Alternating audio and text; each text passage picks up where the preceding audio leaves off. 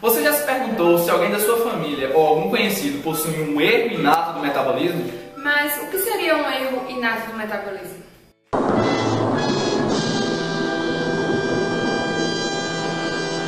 Será que esse assunto é de conhecimento comum? E você sabe o que é erro inato do metabolismo? Não. Você já ouviu falar sobre erro inato do metabolismo? Não. Ah, obrigada. Nome? Oi, Catielen. Você sabe o que é erro inato do metabolismo? Não mesmo, não faço a mínima ideia. E você, moça, sabe o que é erro inato do metabolismo? Também não faço a menor ideia. O que é erro inato do metabolismo? Erro inato do metabolismo é quando o corpo para de quê? De funcionar e começar a criar gordura, em vez de criar o quê? Massa muscular. É isso que... Como vocês viram, muita gente não sabe o que é o erro inato do metabolismo. Mas se você é uma dessas pessoas, não se desespere, pois a gente está aqui justamente para fazer você entender mais sobre esse tal de erro inato do metabolismo. Oi, meu nome é Jamile. Meu nome é Paulo e sem mais delongas, vamos ao que interessa. A maioria das doenças que conhecemos são causadas por agentes externos, como dengue, gripe e tuberculose. Essas doenças são causadas de fora para dentro, geralmente por algum vírus ou bactéria. Mas existe uma parcela de doenças que elas são originadas dentro do nosso próprio corpo, que são ocasionadas por defeitos no nosso organismo, mas de forma mais específica no nosso gene. Um exemplo desses defeitos são os erros inatos do metabolismo. Esse termo se deve a Archibald Garrett, que em 1909 publicou um livro com esse título, descrevendo doenças metabólicas como alcapunúria, albinismo, pentosúria e porfiria. Os AIM são distúrbios causados por erros em parte do nosso DNA. Esses erros vão impedir que as vias metabólicas funcionem de forma correta.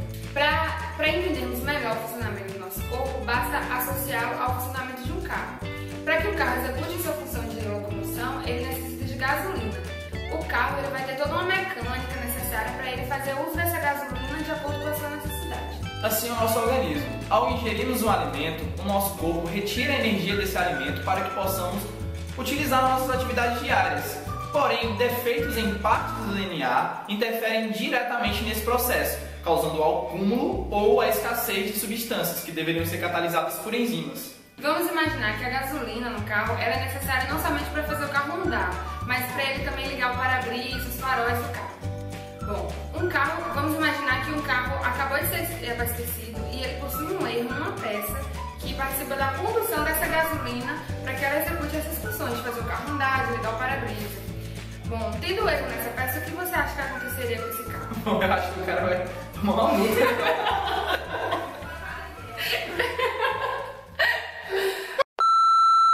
Pode ser que de fato ele levasse uma multa, mas realmente os faróis não acenderiam.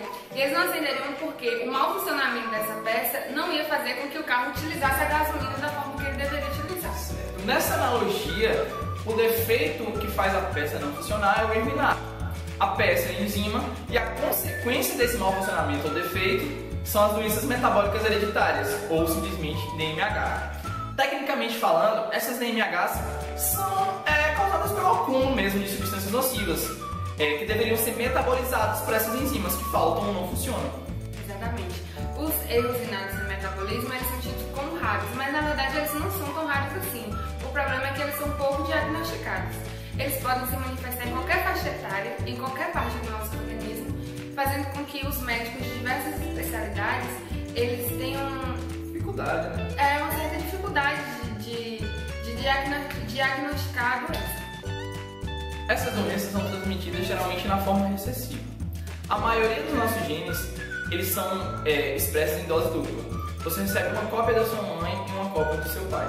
As doenças autossômicas recessivas, que são geralmente os casos dos erros inatos, elas para se expressarem necessitam de dois genes iguais, que é o quadro que a gente chama de homozigose. Vamos imaginar uma situação hipotética. João e Maria têm um filho. Esse filho sou eu. João e Maria têm dois genes, um amarelo e outro azul. E a expressão desses dois genes resulta na cor verde. Os dois têm a mesma característica. E para que eu expresse a característica do erro inato, que é a doença metabólica, eu preciso de dois genes azuis. Esses genes, na hora da fecundação, eles vão ser distribuídos de forma aleatória. Caso eu receba dois genes azuis, eu vou expressar a característica. Caso eu receba, por exemplo, um gene amarelo e um gene azul, eu não expresso a característica, mas eu sou portador. E é um quadro que a gente chama de heterozigose. Há também os casos de herança autossômica dominante, mas esses são mais raros nos erros inatos do metabolismo. Elas ocorrem quando é necessário somente um gene com a mutação para que a criança desenvolva a mutação. Por exemplo, se eu tenho um filho e eu tenho a mutação no gene autossômico dominante, eu passando esse gene para o meu filho, independente de ele receber um gene recessivo ou um gene dominante do pai dele, ele vai expressar a doença, porque só um gene é necessário para que ele desenvolva a mutação.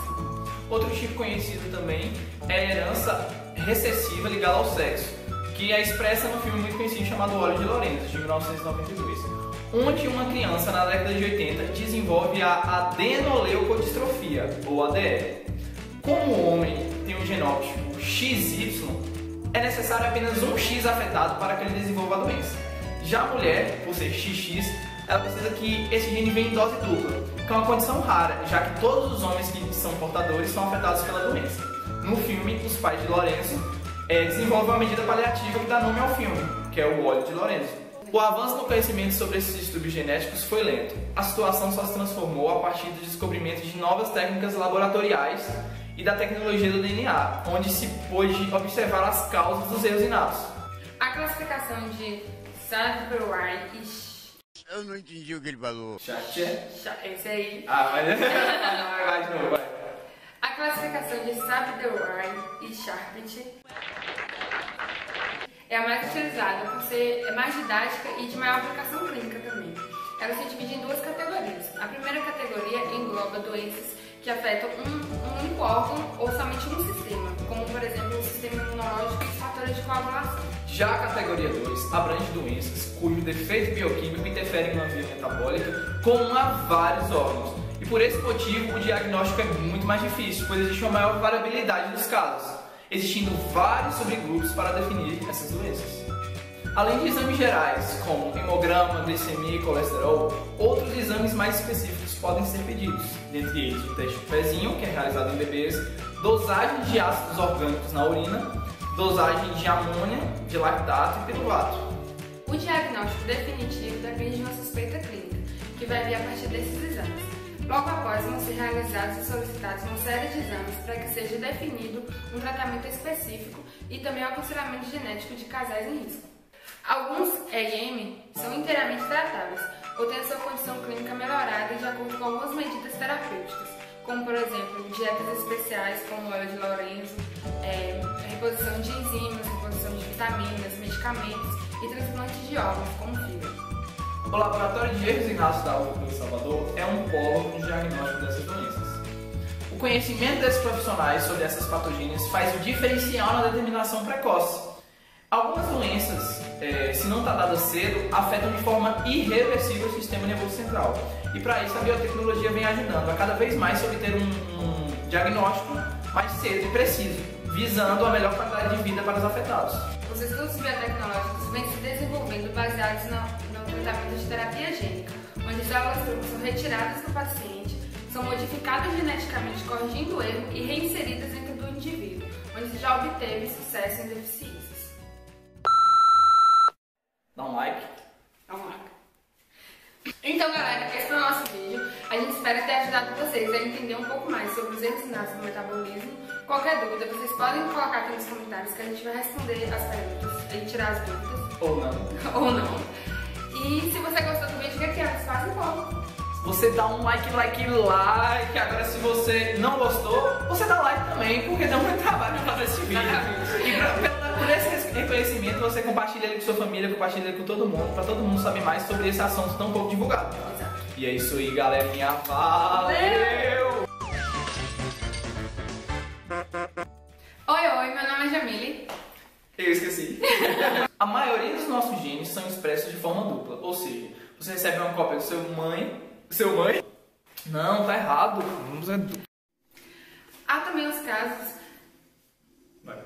os casos de herança autossômica dominante. Ela ocorre, eles são... A classificação de Sadbury e Sharpit Não, tá errado. solicitado Ai, que ódio, velho! Realização de exames para o tratamento específico. E a partir deles também vai ser... Ah, velho, não sei essa parte não. Vai. Algumas doenças, se não tratadas cedo, podem afetar o sistema nervoso de forma irreversível. Você falou cedo. Cedos? Não, tá errado. Algumas doenças, se não tratadas cedo...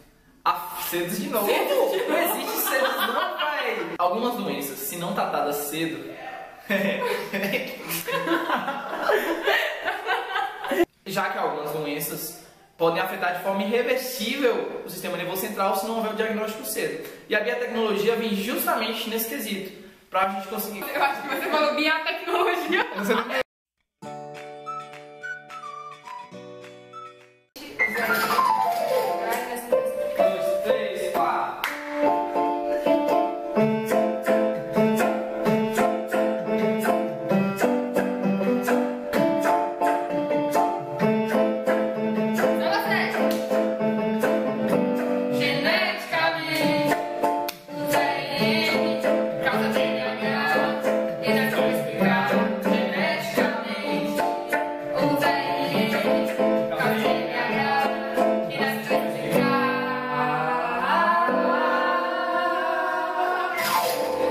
Dois, três, quatro.